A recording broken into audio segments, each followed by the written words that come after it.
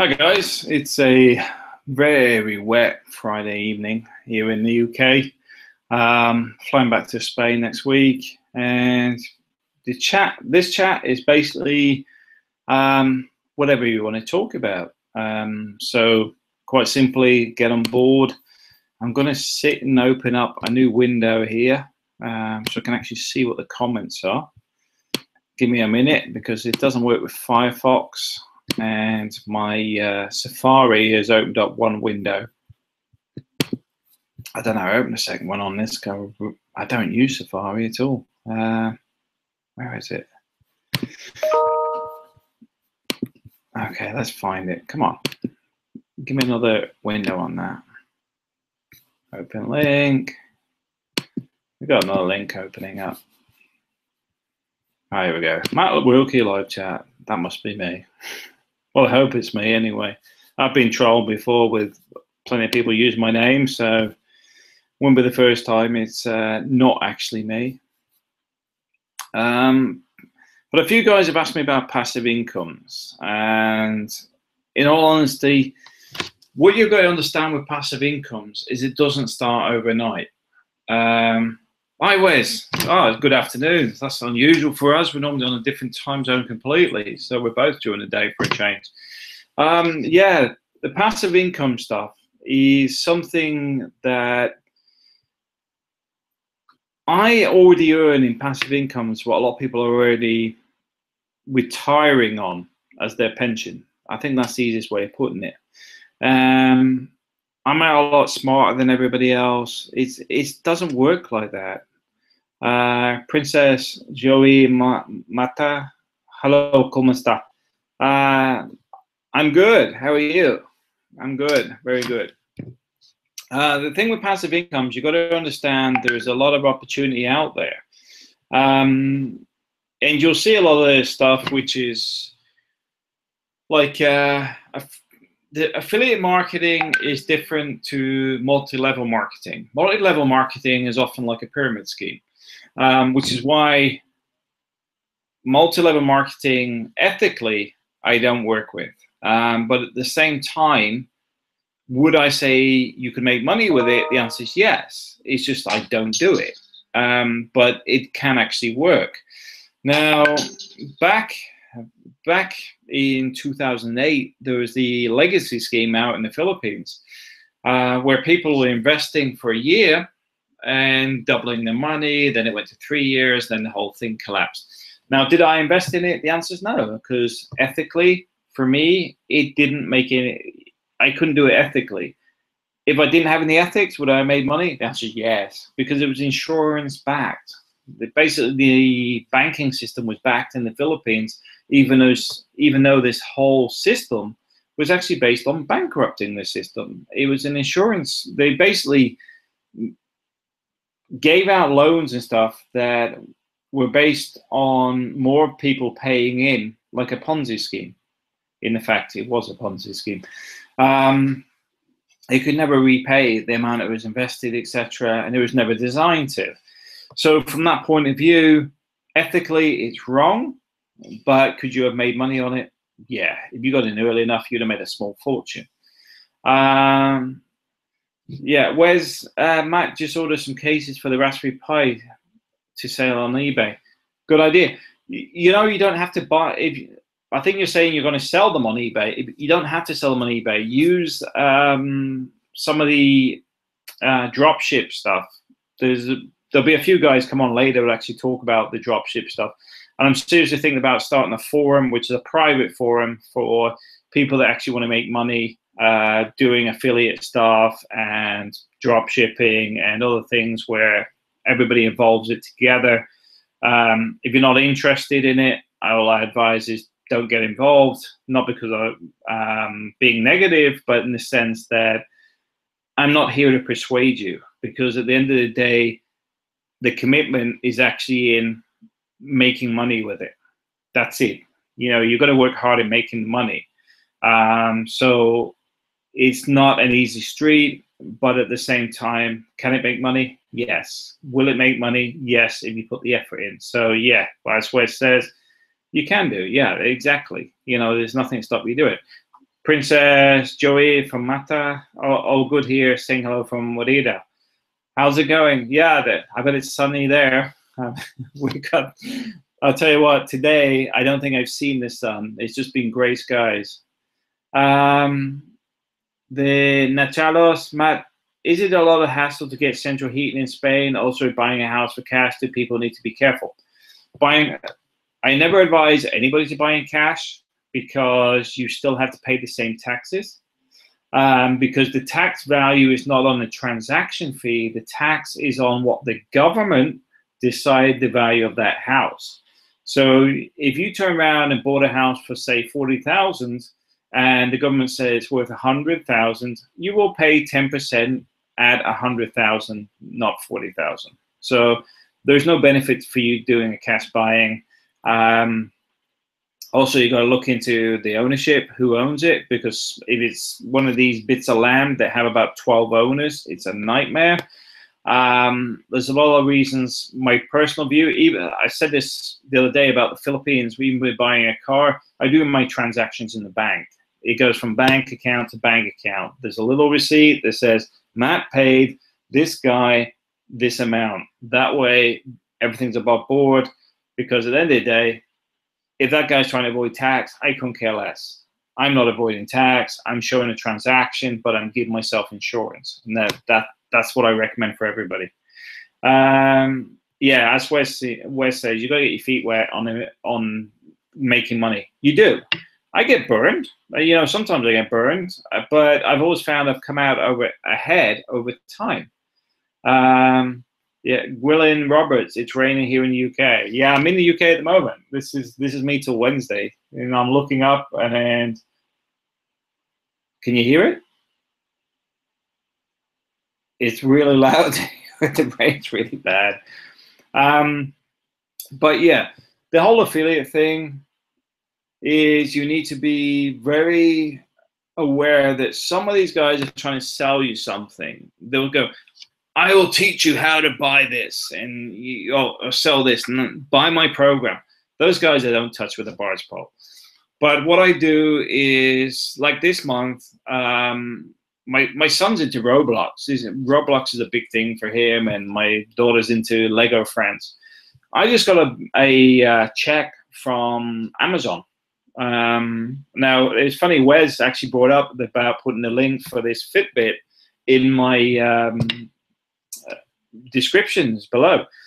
I made £26 this month. So for the 2 bits of Roblox and Lego, I only paid £13, which is the equivalent of, yeah, £25 of that actually was paid for by the commission I made. And that's the point. Something so stupid is just getting something like this and then putting it out there. Often you'll recover the cost of it. Nachalos, thanks, Matt. You're welcome. Yeah, property is one of those things that you have to be really careful with. My wife finds me a nightmare because I go through the fine print all the time. But my main workload is to do with auditing and contract analysis. So I evaluate contracts. So that's what I do in the corporate world. So when I sit there and go through things, I go through it line by line, highlight things with a highlighter, then I'll read it maybe 16, 20 times, and I'll go through the different sections. But that's me. That's what I do for a living. So yeah, I'm very, very critical. I can't read your name. I assume you're Russian, so please put it in, what do you call it, phonics, and I'll say your name. It's just simple. I can't read Russian, and I apologize. I can't read the letters, but I'll quite happily do it in phonics. Hello, Matt. You mentioned before you have invested certain amounts of money into the Philippine real estate. Was it worth it? How do you secure the ownership as you're not a Philippine citizen? Alex. Oh, there you go, Alex. The first thing I want to say on that is, with me, the property was paid out of profit. I didn't have to put any capital in. It's money out of profit. The second thing is, if you watch Real Deal channel with Jay's actually living in one of my units at the moment. For me, it's not a biggie because the whole point of that concept is it's a sustainable income if I'm in the Philippines. So it's not a massive thing, but what's my property worth? It's probably worth about somewhere around 3 to 5 million pesos. Now that's all paid for in cash. You know, I didn't get a mortgage or anything else. I literally paid for it from business dealings, etc. Now the thing with that is, what does it bring in? Well, you're looking at up to about 45 to 48,000 pesos a month. Was it worth it? The answer is yes, because it didn't cost me nothing. It was paid out when I had the call center running. The call center was paying for refurbishment. It paid for buying the building, and also paid for us to go out and party at resorts and stuff. So at the end of the day, it was free money. You know, the way I see it is free money. We had a good life in the Philippines. Never went back. We could certainly have another good life there, without a doubt. It's just that I want my kids to have a European education. So yes, it's worth it. Is it worth investing in something like a condo? I think you need to look at what's in the area. If you've got Korean students that are going to a local college or university, then the answer is yes. If it's a condo development where you find 1 in 20 units are rented out, the answer is no. You need to spend a bit of time on it, and that's what you need to be careful with. Gwilyn Roberts, sorry man, I thought you were living in the Philippines, but then it would be dark there now. Sorry, my bad. No, it's fine. Yeah, it's fine. I'm hoping to get back to the Philippines this year. My biggest problem at the moment is getting the paperwork done for my mother-in-law, because her birth certificate, her father's name, they misspelt it. You know, if you're Filipino, you understand how much of a nightmare this is.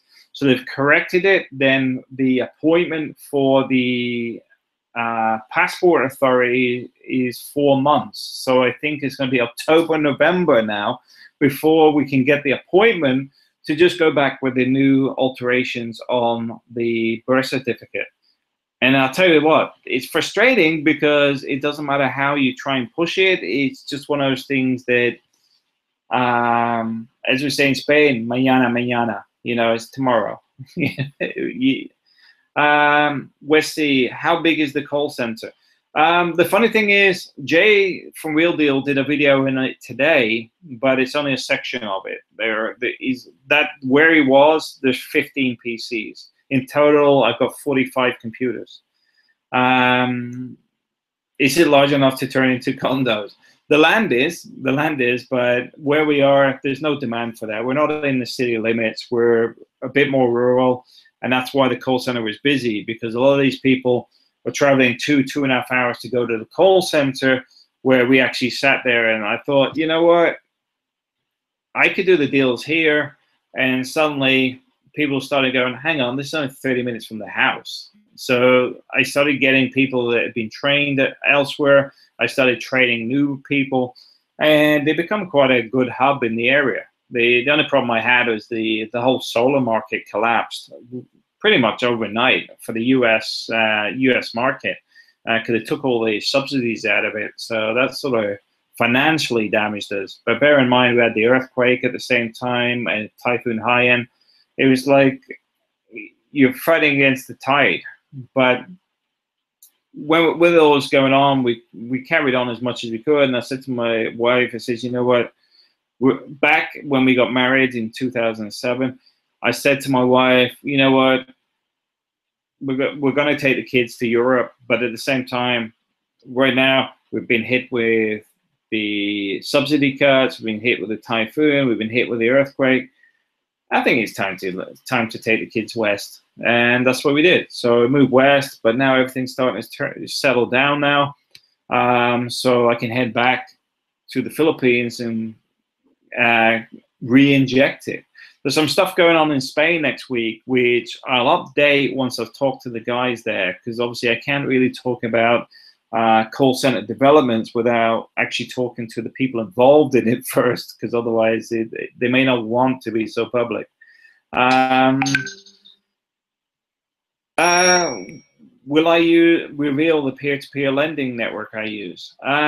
Which one? That's the thing. There's actually more than one. There's another channel developing on my channel. Let me click on it. This channel is more for the guys that are serious about investments. The reason I say that is quite simply, I can't be bothered with people with a lot of negativity. And it's not a case of, well, it must be a sort of scam or something like that. It's more a case of, I can't be bothered with the negativity. Because the reason behind all this is to actually, hang on, is to get everybody to work on the same page. Because sometimes some of these things are rubbish and people can go, I've tried that, it didn't work, and that's it. But at the same time, if somebody's got something that works and they find they're making money out of it, then there is nothing wrong with it. And that is the reality of it. This is the whole point of Trade Misinformation, is that we help each other. Now, am I 100% into the laptop lifestyle? The answer is no. You know, I'm still set in the UK here, but I'm in a better position than most people.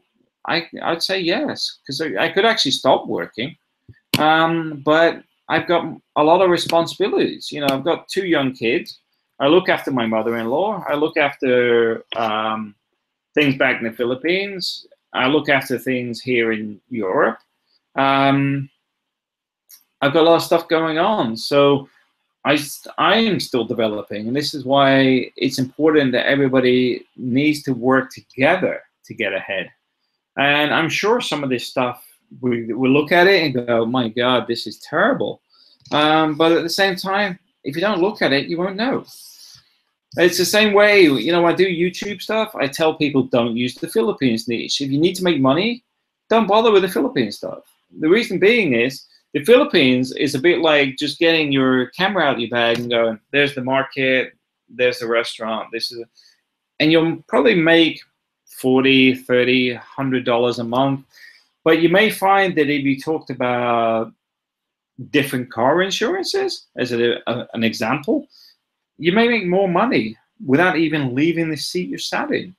I mean, I'm just an example. There is better niches out there.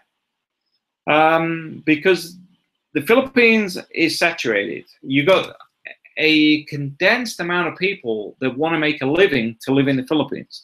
So the last thing you want is to be in that same niche. You need to be on an expansive niche that turns around and goes, you know what? I'm not going to focus on the Philippines that much. If I'm here, I'll do videos on it. But you know what? What do I know? Well, I know about drones. So I'll do more videos on drones, or I'll look at car insurance, I'll look at medical insurance, I'll look at Forex trading, or investments in gold and silver. You turn around and go, instead of spending 5 hours a day on the Philippine stuff, you spend 30 minutes on that, because you just go video, record, upload, and then you go and say, well, I don't really know much about Forex trading. I'll learn about it. And then you go, okay, well, I've learned this today. I'll regurgitate it. And that's probably got more money in it than the stuff in the Philippines. Just off the top of my head, just an example. William Roberts, everyone needs to make a living. I agree with you. I agree with you totally. Charles Hockerstad, passive income, Matt, has me thinking. Passive income takes time to build, but once you build it, it's regular income. And then the funny thing is, you just need to keep topping it up regularly. Say, for example, say you had 40 websites on different things, you'll find some make 5 cents a month and some make $500. You know, it's so so split. You know, you're hitting a niche and you think, whoa, what? I didn't even realize that was anybody would be interested in that. But the funny thing is, the advertisers pay big money for it, and that is what matters. It's not that you're interested in it. Sometimes it's the fact that they have people that will pay a lot of money for you to advertise in it, and that's where you suddenly go, bang. Philippines. I was saying this to somebody the other day. The UK, when I first went to the Philippines, I tried to find a holiday brochure in all the, what do you call it, the travel agents. There isn't any because of the issues relating to security in the Philippines. So none of them would actually give you a holiday to the Philippines. So you haven't got any holiday people in there. They're not interested. It's a insurance nightmare. So why focus on that? But if you turn around and say, well, I'm going to do videos on a Fitbit, or a camera equipment or something else, you'll probably find you're going to have a better response. Willen Roberts, may I ask if visas are expensive to visit the Philippines? Depends where you're from, but generally no. I mean, the Philippines is very, very cheap to move to. Although my visas for Spain are cheaper than the Philippines, because once you're in the system in Spain, it's pretty dirt cheap. Yeah. Okay. Gwilyn Roberts, I'm from UK, but I was aware of no visa as long as the visit is under a month. Yeah. You start off with a tourist visa that you automatically get for entering the country. Then you move to a tourist visa. Then if you marry somebody there, you can go for a 13A visa. You can also get visas for employing people, and you can also have visas for being employed by people. So there's multiple visas there in the Philippines. So it all depends what you're doing there, in all honesty. Captain Crazy Croc, hello, how's it going? But one of the things I will say on this is you need to turn around, West, the balikbayan visa. Balikbayan visa is another one where entering the country with somebody from the Philippines, which I think gives you a year. The reason I say I think gives you a year is a lot of this stuff has changed since I was out in the Philippines. But yeah, you can have the free visa entry if you're like married to a Filipino, etc. Yeah, so there is some free visas. I'm not sure how that works with the residency visa though, because I suppose I could enter, say, go back to the Philippines with my wife.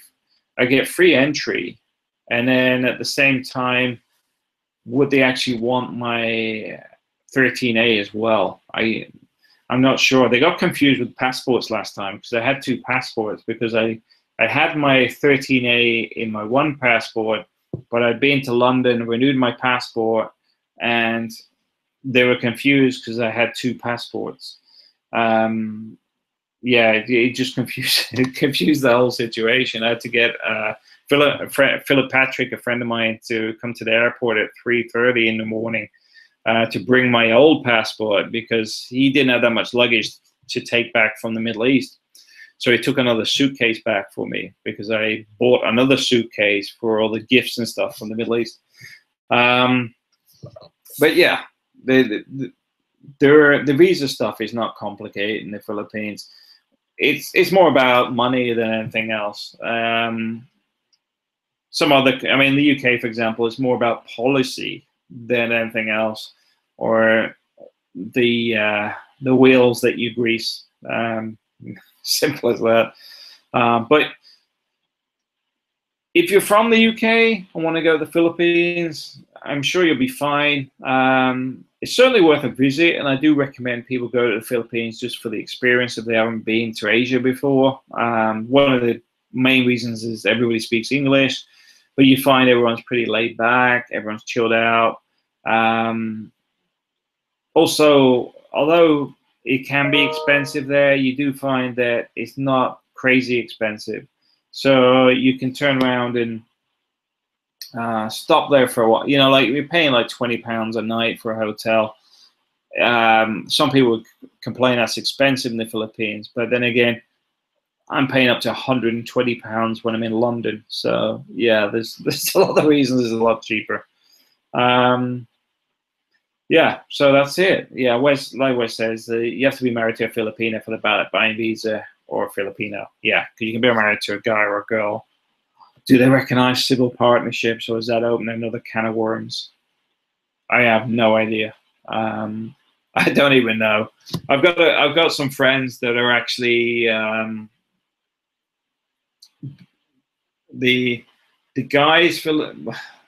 I can't even say that. The guy's Filipino. They're both guys, but I think they got married in Scotland. So I'm not sure if it's recognized in the Philippines.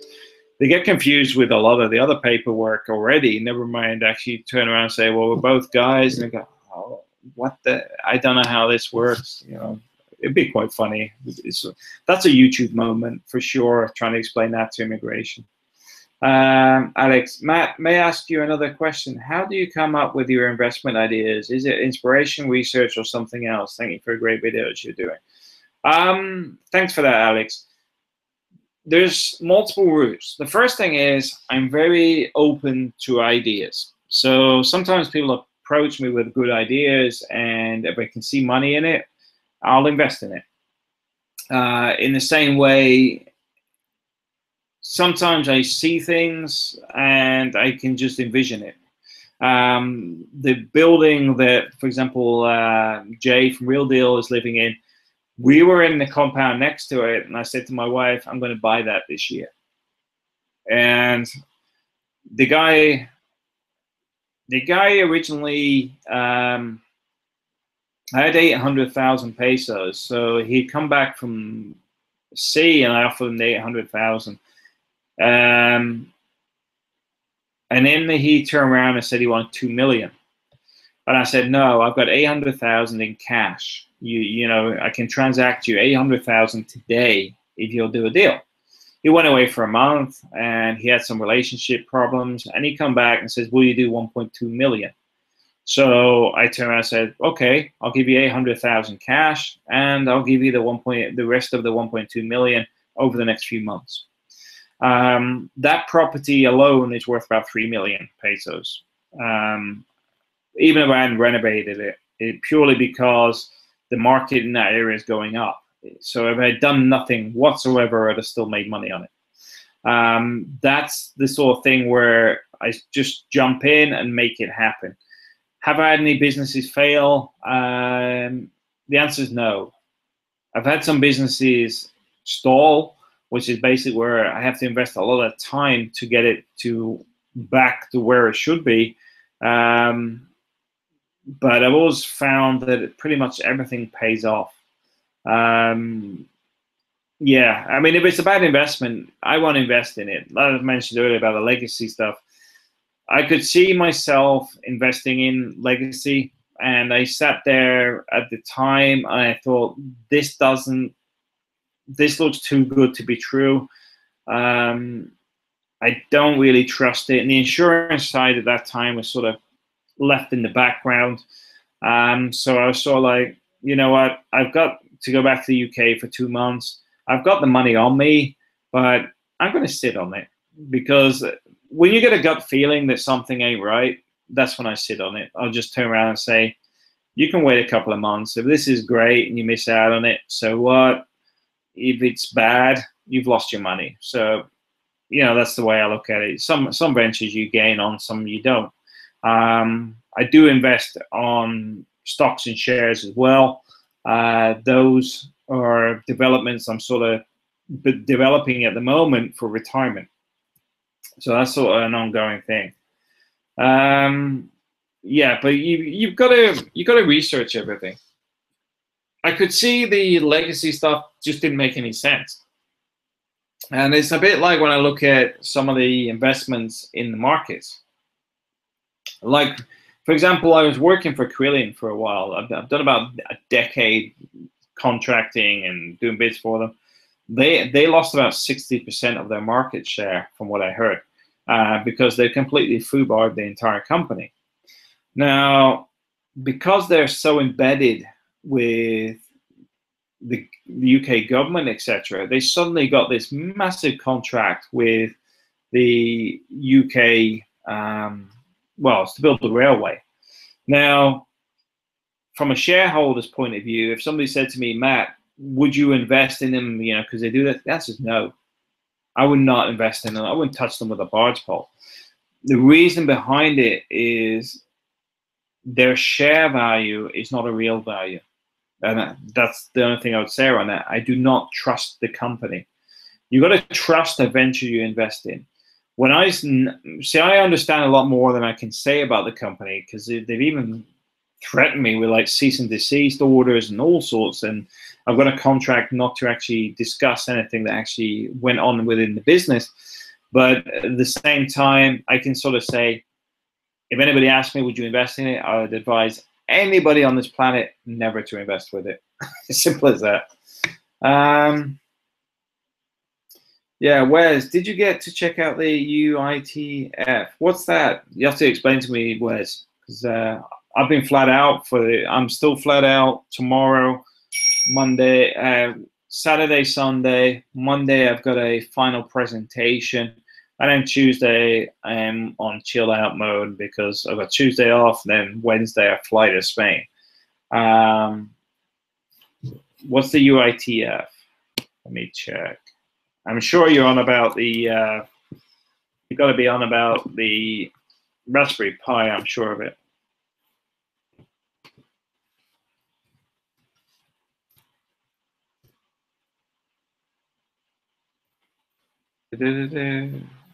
You have to explain it to me, because otherwise I'll go quiet while I'm actually looking it up. Yeah, so investment-wise, I think you need to turn around unit investment trust funds. Yeah, I need to have a look at it. I see. The thing is, if I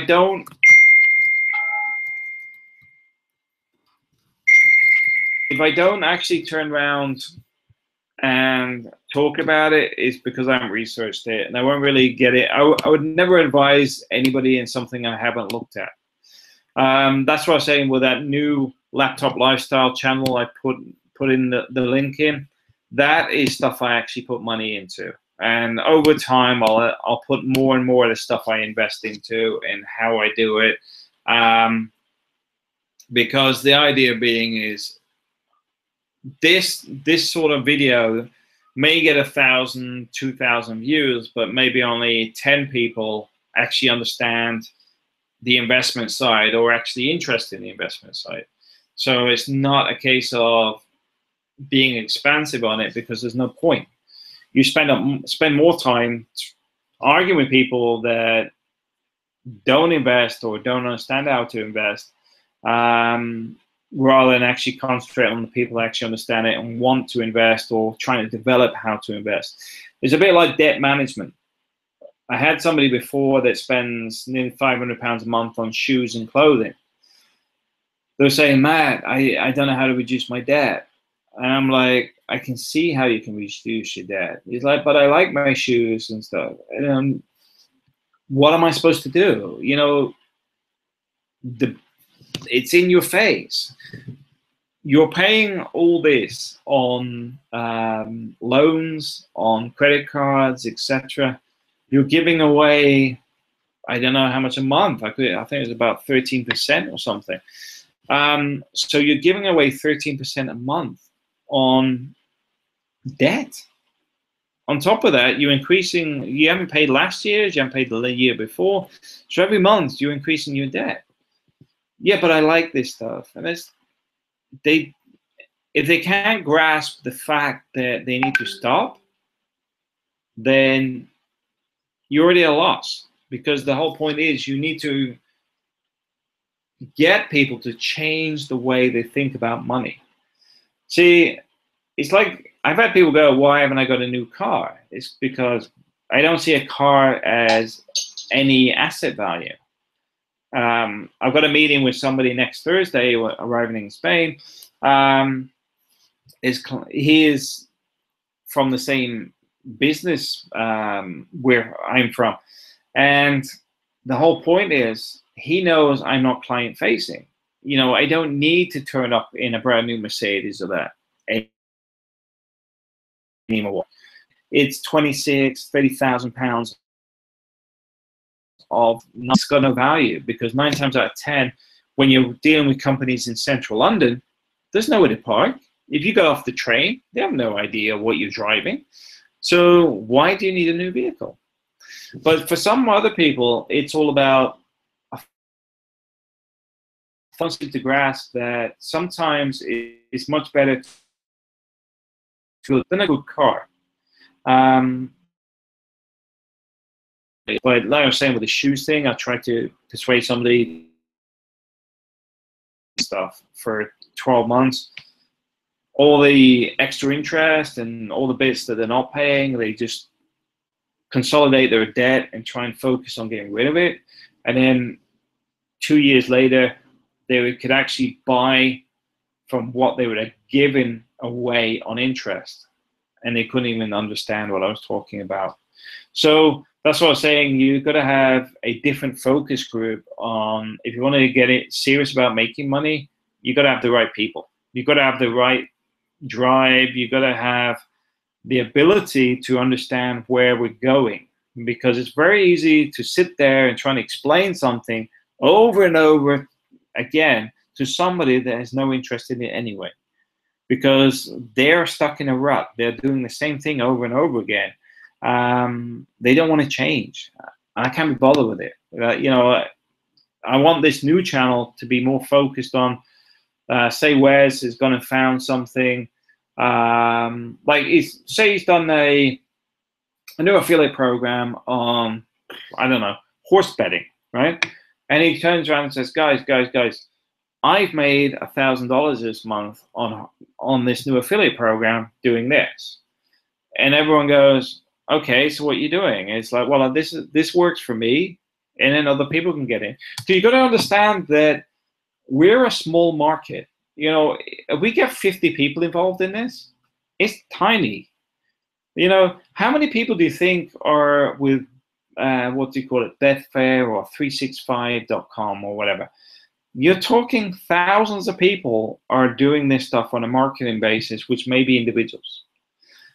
As a collective, and you go, that worked. I've just got, this one worked on the new iPhone. This one worked on a new cryptocurrency, or this one worked on Mercedes-Benz or whatever. That's how you sit there and you're starting to use everybody's information to turn around and say, that affiliate program is worth doing. This one's junk. This one worked because I did this. This one didn't work, but this is how I did it. And other people go, yeah, that I can see that doesn't work because it's in the wrong niche, or the website doesn't look right, or whatever.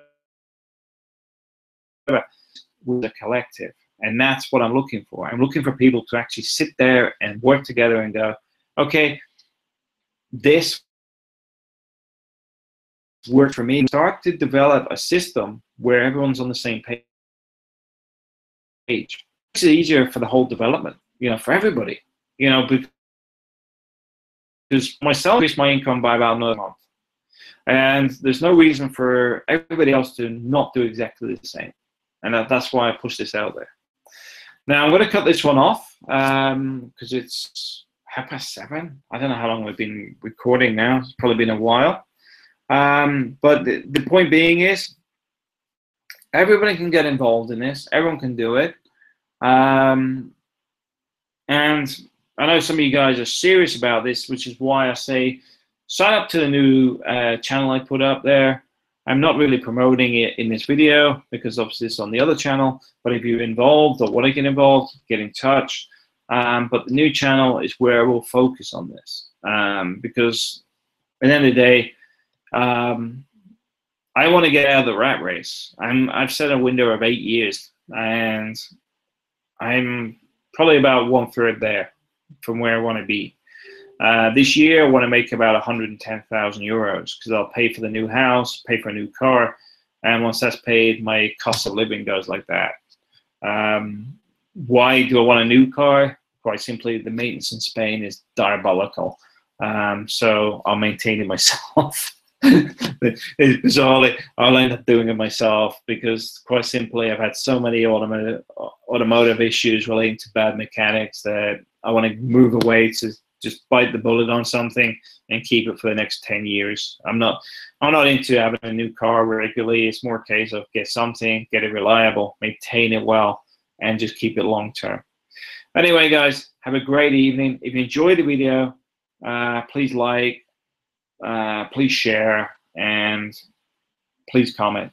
Thanks for watching.